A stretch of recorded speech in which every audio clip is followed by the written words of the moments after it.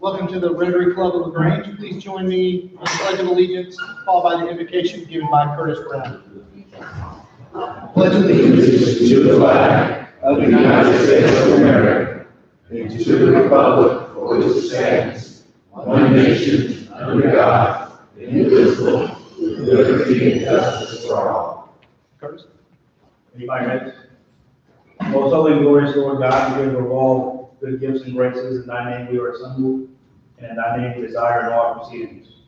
Let us be ever mindful of our role as community servant leaders, that we take information from this meeting and go and use it for the benefit of the community. As Rotarians, let us always be mindful of the four pillars of Rotary, and that every interaction and engagement that we have has truth, fairness, goodwill, and mutual benefit. In your name we pray. Amen. Thank you, Curtis. And now to introduce our visitor guest, Cheryl Mack.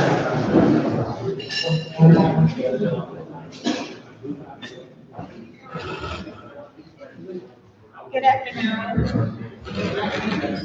I would like to welcome our guests and visitors today. When I call your name, if you will, please stand. We have Laura Neely, the Associate Pastor of First Presbyterian Church. She is the guest of Connor Smith and Roy Nichols. We have Gerald Wyatt, CEO of Think Academy. He's a guest of Bill Font, but he's going to be a member. And we have second-time guest Michael Romney, he's the COO of Elevos, and this is his second time visiting with us. Thank you, and we hope you come again.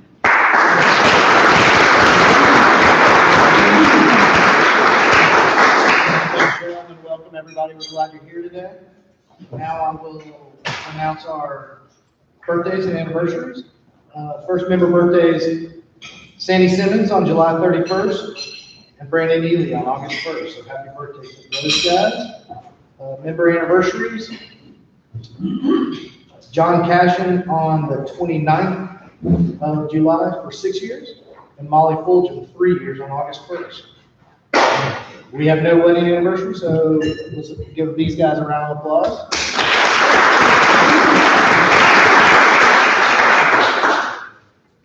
Club announcements, just real quick, I'll remind everybody to silence your cell phones, and then I will also make y'all aware, if you haven't seen it, that there is our budget for the upcoming year on your tables. If anybody wants to review it, it's there. We will take a vote on it next week.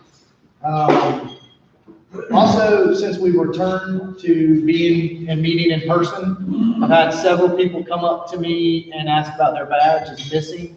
So if we're going to do a badge audit and we'll get those fixed, but if you're missing your badge, I have a feeling that in the last year they've just been misplaced or moved around or something, and we'll get that rectified. But if you're missing your badge, just shoot me a note or stop by and let me know, and I'll make sure we get you another one. But we're going to look through and make sure they're all present and accounted for.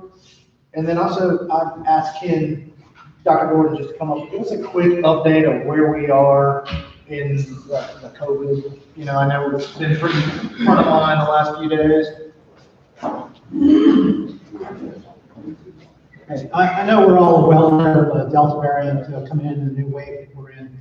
A month ago, we were in a fundamentally different situation. We had about 13 cases in Troup County, 70,000 people. It was about one active case per 5,000 people. Things were good. Now we're rising. We have about 240 active cases in the county. We are at about one active case per 300, 400 people. So it's probably a good idea if you're coming to the meetings to wear a mask at the meetings, because if any one of us has this Delta variant, the Delta variant is much more contagious than the prior variants that we were dealing with. See, I don't want to be Mr. Doom and Gloom. I think this wave will probably be over by early September. And as far as the estimate of how high the wave's going to get for the United States, my figures go anywhere from 80% of the prior peak in January to 100% of the prior peak, depending on what happens. So we'll just have to wait and see. it is ripping through things, and, I'm just urging people to be cautious. So even if you're vaccinated, it's a good idea to wear a mask indoors in public places. Otherwise, you're good. Okay, thanks. Appreciate it. And I think we still have some Rotary masks, so if we have some from the party, I'll put them out on the table next week, and if you want one, you can pick one up if there's still any available. We do have a few minutes for some happy dollars if anybody has anything they'd like to put in or announce.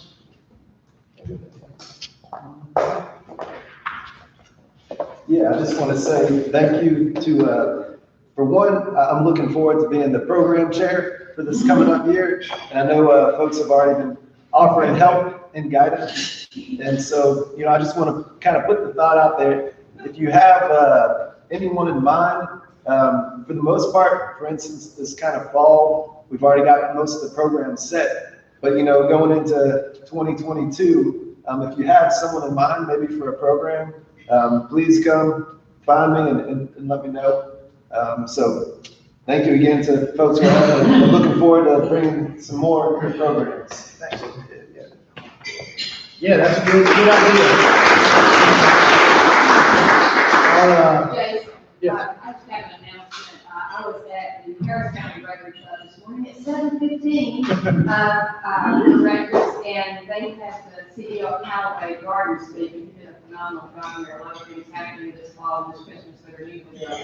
But my announcement is that President Julia Keating asked me to invite all of you to their next week's meeting. It's also at 7:15 in Pine Mountain. They are having a guru of diversity, and I can't remember his name, but he's coming from Tennessee to talk about growing clubs and diversity, and they're saying, some of them had already heard him, and they were saying it was one not to miss. So all of you are invited to Pine Mountain next week. If you are interested, shoot me an email, and I'll give you the address. 7:15 next Wednesday, AM.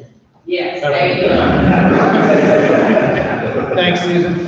Well, if nothing else, I will call on John Harrell to introduce our program. Brian Dulles. Thanks, John.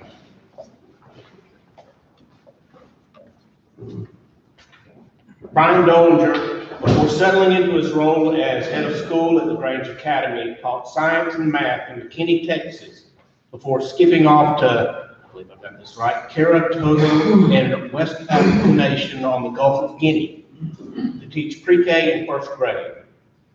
Brian returned to Texas as a fifth grade math and science teacher for a couple of years before returning to Africa as the head of school at the International School of Kigali in Rwanda. Brian earned a bachelor's degree in math and science education from Harding University before achieving a Master of Educational Leadership at Texas A&M and a Doctor of Education from UGA. Brian, his wife Christy, son Levi, and daughters Lydia and Esther settled in LaGrange in 2017 when he was selected as head of school for LaGrange Academy. His interests include music, guitar and bass, camping and outdoor activities, and travel. Please join me in welcoming Brian Dollinger, head of school at LaGrange Academy.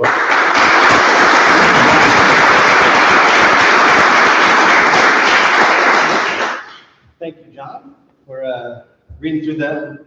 It was boring to me because I lived it. I went, okay, thanks. I appreciate the introduction and the opportunity to speak today. I first want to say it is an honor and privilege to be a part of this community. I fell in love with LaGrange the past 4.5 years. Educationally speaking, I believe it is healthy and a good thing for a community to have options, educational options. So my colleagues, with Dr. Shoemate, Mr. Spola, I view us as a team together, educating the children of Troup County and beyond, and I appreciate being a part of that team.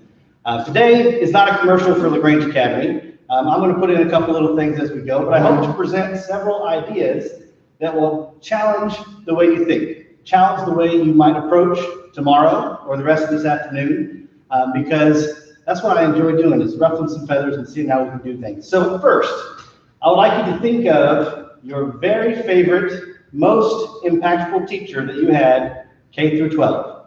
Get an image of that person in your head, and now think about why that person was your favorite teacher. I'll give you a second. Would anyone like to share who their favorite teacher was, K through 12, and why that person comes to the top of the list for you. Yes, sir. Yeah, my English teacher in 10th grade, Ms. Miller, Uh-huh. she was irreverent, but she also was very, you didn't realize you were being held accountable until it was too late. Yeah, excellent. Dr. Smith. My English teacher in the 11th grade, Mr. Lauderdale, could teach a class so engrossing that we just sat there and waited for his next word. And we found out later on that some of the times it was because he had a little tiny. He was an actor. Yeah, I wouldn't recommend that as a teaching. But yeah, yes, ma'am. So mine was Vic McCoy, who a lot of you know, and he was my 11th and 12th grade science teacher. And because of him, I actually changed the college I was going to and the major I was going to do. So he took a very personal interest in helping us with our goals.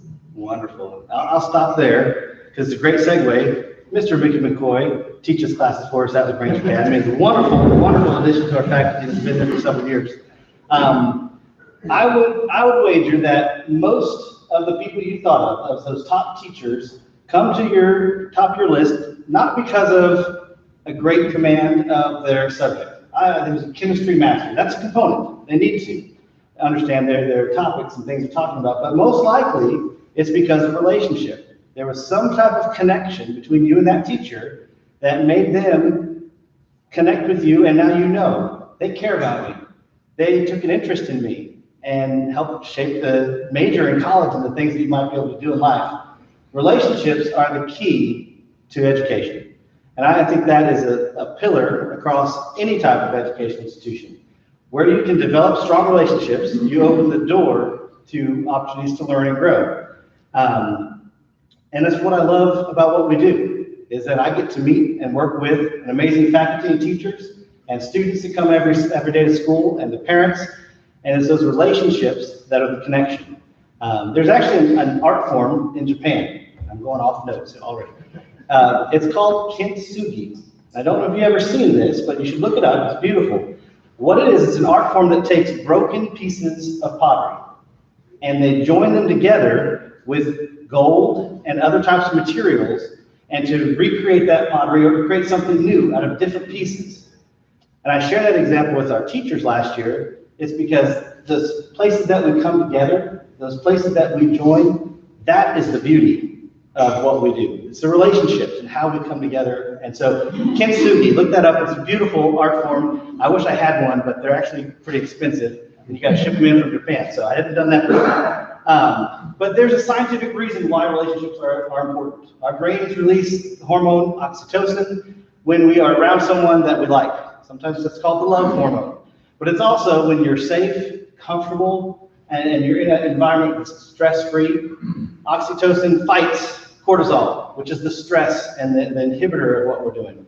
So as a student, and even as adults, when we're in an environment that we feel safe, we feel comfortable and know that we're cared for, that opens the door to learning that's coming.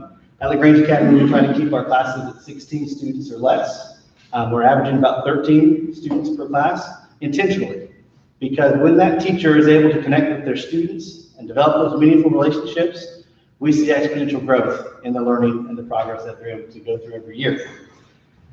Now, I'm going to tell you about my favorite teacher. Happens to be my mother. Now, she didn't start out as my favorite teacher.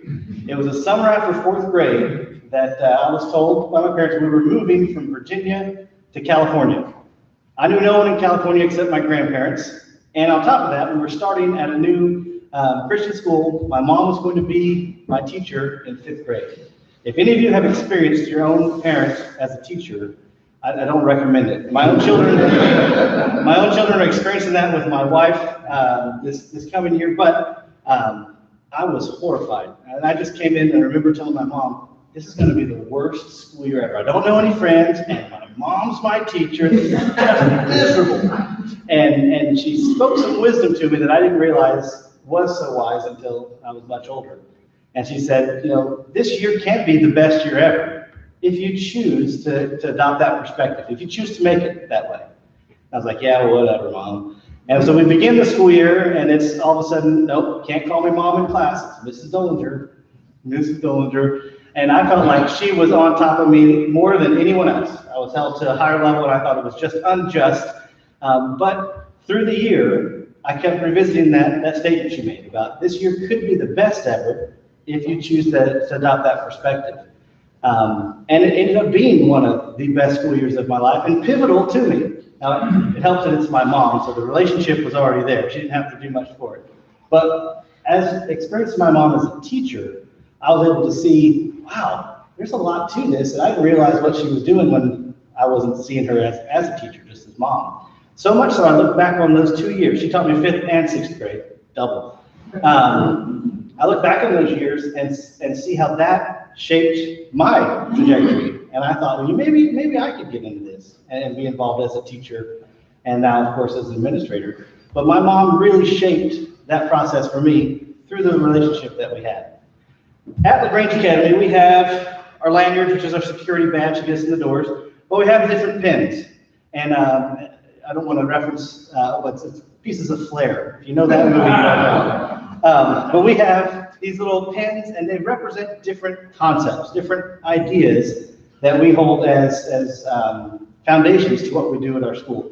And I want to share 3 of those with you today and talk a little bit about how that shapes who we are and what we do as a school. And it's not just for teachers and students. I think it's good advice for everyone. So the first one I'm going to talk about is this little bicycle. And this little bicycle represents that bicycle. So I'm going to kind of take the microphone off. Do you think I need that? All right. This is a backwards steering bicycle. So if you notice, if I turn the steering wheel to the left, the wheel goes to the right. If I turn the steering wheel to the right, it goes to the left. So whichever way you think you're steering, you're not going that way. And I guarantee, and I'd be willing to put some money on it, that nobody in here would be able to ride this bike 20 feet without putting your feet down and falling off. And some of you thinking, oh, I bet I could. You cannot ride this bicycle because of the way, there's so many pieces of that algorithm in your brain to balance on a bicycle. Every movement and balance and turn, something can distract you very easily and you very quickly fall off. And to change that algorithm is extremely difficult. Some people try to cross their arms and think, oh, I can just do it this way. It's not going to happen. I got this idea from a video I saw on the internet, home of all great videos. And there's a gentleman who built a very similar bike. And what he did is he challenged himself. Could he unlearn how he's ridden a bike his entire life and relearn to ride this backwards bicycle? And he practiced every day, 15 to 20 minutes a day. And he said many falls, many injuries, many neighbors laughing at him like, what is this guy doing? But after 8 months, he said something clicked in his brain and like it opened a new pathway and he could start riding this bike that was reverse steering. Then he kept thinking, well, he had a 6-year-old son. And he goes, I wonder how long it will take him. He's been riding a bike 3 years, half his life. But how long will it take this 6-year-old to learn to ride a backwards bicycle? So they made a little mini one for him. Any guess? Took the dad 8 months. 8 days. 2 weeks. It took that 6-year-old 2 weeks to master riding that bike backwards. It's a powerful message, one, for us, that we can try new things. I was talking, we were asking about the bicycle as we were eating, and John said, old dog, new tricks, I don't know about that kind of thing. I said, well, with the right motivation, those old dogs can learn a trick with enough time and motivation. So that's a message I'd share with you too. You can try new things, and you can be successful with the right time and motivation that goes through it. The second lesson is the imperative for our students. Think about the plasticity, the level of malleability in the brain. So language learning is a good example. It's very difficult to learn a language as an adult, a second language, but a small child who's grown up in a dual language household, it's nothing, it's second nature to them. The child's brain, and really up through young adult development, has the ability to create those new pathways in ways that we can't as we get older. So as we get older, those pathways kind of become more cemented in our brain, and it becomes more difficult to do something new. But I challenge our teachers and students to not be held back by what we call a cognitive bias, where you might think, I can't do that. Well, we use the word yet. I can't do that yet. And that's not a hurdle that we have to stop behind, but it's one to overcome. So the backwards bicycle is one. I gave up on it. It's a horrible example and I didn't really follow through. But I tried and was riding this thing and I can go about 15, 20 feet. But I'm thinking in the events of the past 18 months, it's a good lesson to bring back. And I'm gonna revisit this with our students and faculty here in a couple weeks. So the backwards bicycle is that first component of our little anchor point that we'd like to talk about. The other, and I didn't bring a physical example of this, is a tomato. And I talk about this story, if you talk to any of the faculty, and most of the students too, at LaGrange Academy and say, oh, Mr. Dollinger's talking about the tomato again, here he goes. But it's an important concept that I was able to steal from one of my professors at Texas A&M, Dr. Charles Blanton, who's since passed. He was probably in his 80s at the time he was instructing us in the master's program. And he'd come in and goes, you guys think you had it tough? I was the principal at Dallas High School when we went through desegregation.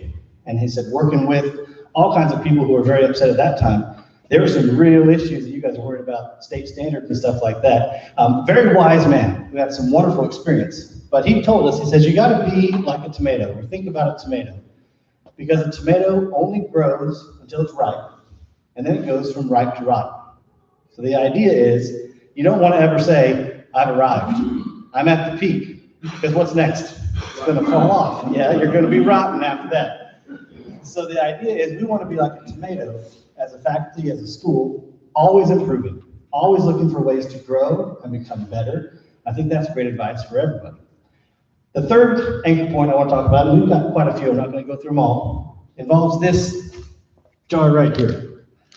It's full of marbles. And I was talking to my administrative assistant, and there should be some more, so I got to use the joke, I lost my marbles. But what we talk about is making every marble count. The first time I saw this example, it was at a conference, and it was a youth pastor, and what he did is he told the story that every time someone in his church had a baby, he would bring in a jar of marbles, and he used the small ones because he needed a lot more than I do. And let me get the number right. He said it would be 936 marbles in his jar for these people. And so a lot of times it'd be very soon after that child was born, and he'd bring them a gift and say, here's 936 marbles. It's kind of a strange gift, okay, thanks. What he said is, from birth to age 18, you have 936 weeks with this young human being. How are you going to use every single one of those weeks? He encouraged the families to take one out after every week. And if you think about the visual representation, I have a daughter who's 7 and one who's 11. At 9 years old, it's halfway done. 9's halfway to 18, you don't think about this kind of thing. But the imperative is that you make every marble count. And so for that youth minister, the message to the parent was make sure you're intentional. Every week, every moment you have with your child, make sure that you're doing things that are positive and building for the future. I adapted that for my teachers. Say, in our jar, there's 180 marbles. We have these students 180 days this school year. How are we going to make sure every single day is meaningful? Every single day has an impact as a positive piece to these students. And so we do have this in the office, and every day we take out a marble. So we get to December and we're going, whoa, where'd the marbles go?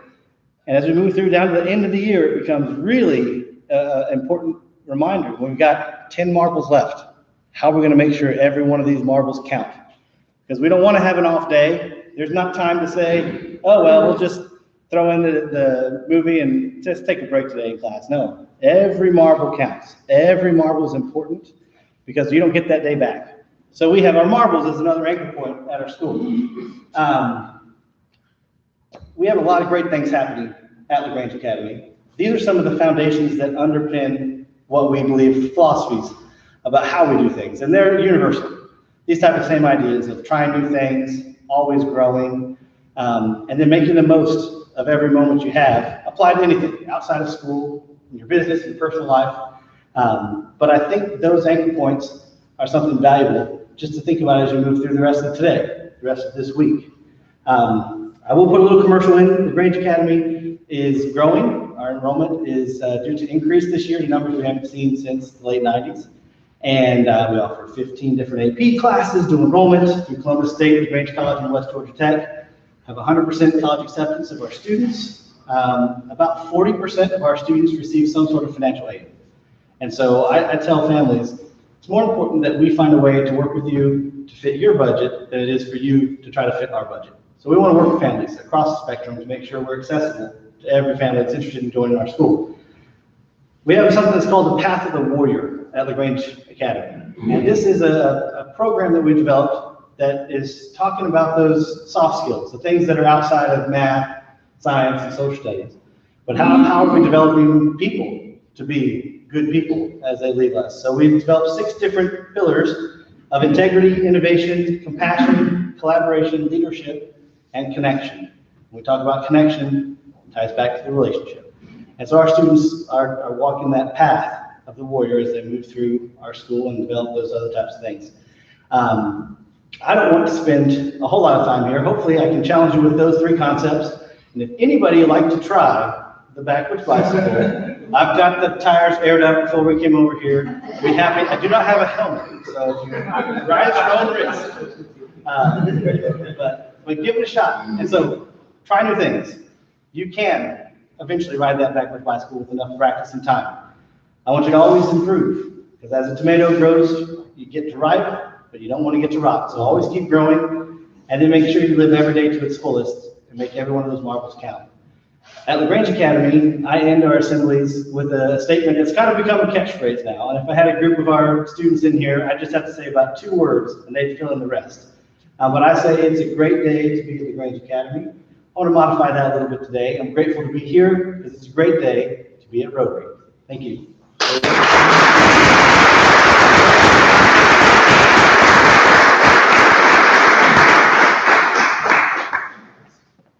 Thank you, Brian. That was great. I feel like I'm going to kind of steal that whole thing. To be honest with you. Fantastic. Those examples were great. Thank you so much. I'm going to use them with my employees and my kids and everything. So thank you so much. In honor of your speaking today, Rotary is going to make a donation to Polio Plus, which is Rotary's initiative to end polio worldwide. So thank you for being here. We really appreciate it. I can still see the red ink that Ms. Miller wrote when I tried to pass off the old man and the seed as a Christ allegory. And I was in 9th or 10th grade, and she was like, she just wrote the cliff notes in red. She invited me to rewrite the paper from my own perspective and not somebody else's. I've used that a ton in my life. I haven't thought about her in a long time, so thanks for that. Our next program will be Clay Bryant, a detective and an author that's going to talk to us about, I think, a new book that he's got coming out next week. We'll talk about that. If there's nothing else, we're adjourned. Oh,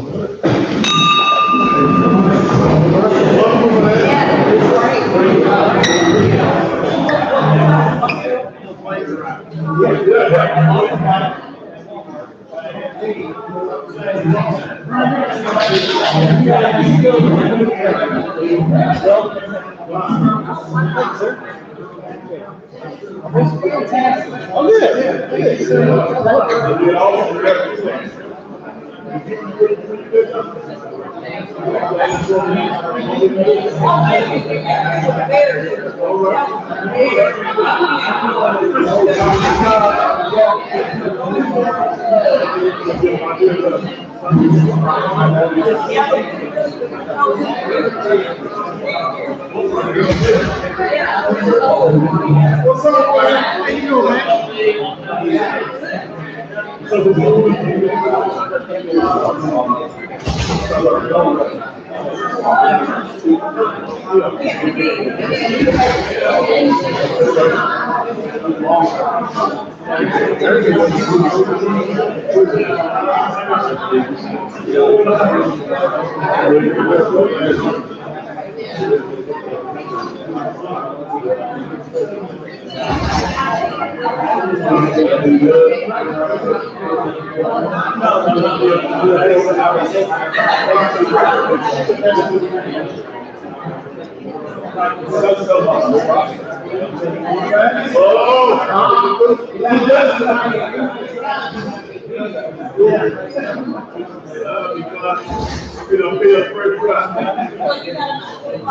Yeah, I'd like too much.